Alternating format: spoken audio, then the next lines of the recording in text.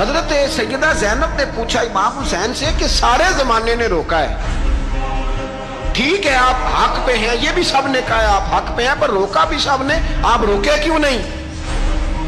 تو ابن کثیر اور ابن اسیر لکھتے ہیں کہ امام حسین رو پڑے، کہنے لگے بہن میں رک جاتا، پر میں نے رات کو نانا مصطفیٰ کو خواب میں دیکھا ہے۔ تو حضور نے فرمایا حسین اگر آج یہ رواج پڑ گیا نا یزید جیسے لوگوں کا تو قیامت تک پڑا رہے گا، پھر لوگ کہیں گے کوئی نکلا نہیں تھا تو ہمیں بھی نکلنا، پھر لوگ ظالموں کے سامنے گردنیں جھکانے کے عادی ہو جائیں گے۔ میں کہتا رہتا ہوں، کہہ رہا ہوں، کربلا کی جنگ کفر اسلام کی جنگ نہیں، کفر اسلام کی جنگ نہیں کربلا کی، کیونکہ یزید تو بڑا پکا نمازی تھا، خطبہ دیتا تھا وہ تو۔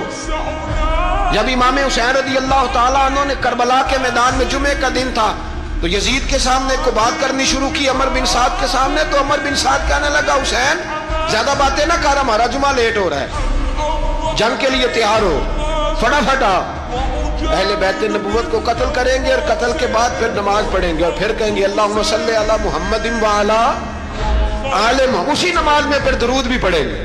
یہ کیسا مرتبہ ہے، کیسا انداز ہے، دوستی قاتل سے بھی مقتول سے یارانہ بھی۔ امام حسین نے حر بن یزید امام حسین سے کہنے لگا مجھے حکم ہے آپ کو روکنے کا، آپ آگے نہیں جا سکتے۔ امام صاحب نے فرمایا وجہ زمین اللہ کی ہے، اس نے کہا آپ بیعت نہیں کر رہے، یزید کی حالات آپ کے حق میں درست نہیں ہے، آپ نہیں جائیں گے۔ امام روک گئے۔ ظہر کی نماز کا وقت ہوا تو حضرت علی اکبر امام حسین کے بڑے صاحبزادے انہوں نے اذان ظہر پڑھی تو حر بن یزید کے لشکر نے امام حسین کے پیچھے نماز ادا کی۔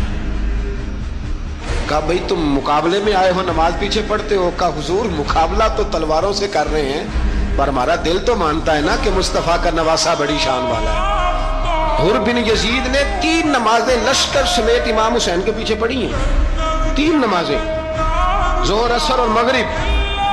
پھر امام حسین کے سامنے شرائط پیش کی کہ آپ کو یہاں گھیر لیا گیا ہے، یہاں آپ بیعت کریں گے، یہاں پہ جنگ کریں گے، 2 ہی باتیں۔ امام حسین نے فرمایا نہیں بھائی بیعت تو میں نہیں کرتا، اس کے علاوہ تم جو کہتے ہو میں کرنے کو تیار ہوں۔ اس نے خط لکھا، عبید اللہ ابن زیاد کو ایک بندہ دوڑایا پیچھے کوفے، چند میل پہ کوفہ تھا، کہا وہ نہیں مان رہے، کیا کرنا؟ تو حسین ابن علی ہے، میں زیادہ دیر انہیں روک بھی نہیں سکتا۔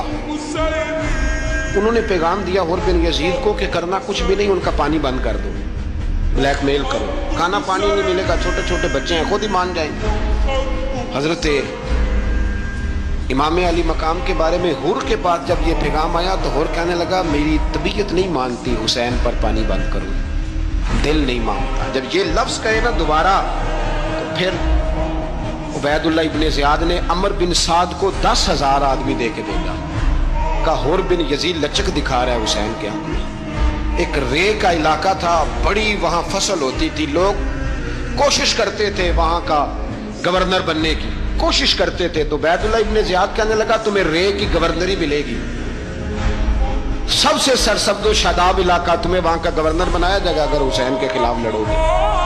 یہ اتنی زبردست ہوتی ہیں گورنریاں کہ گورنریوں کے لیے لوگ نسل رسول کے خلاف بھی نکل آتے ہیں، یہ اتنی تگڑی ہوتی ہیں، اتنی جلدی وفاداریاں بدلتی ہیں۔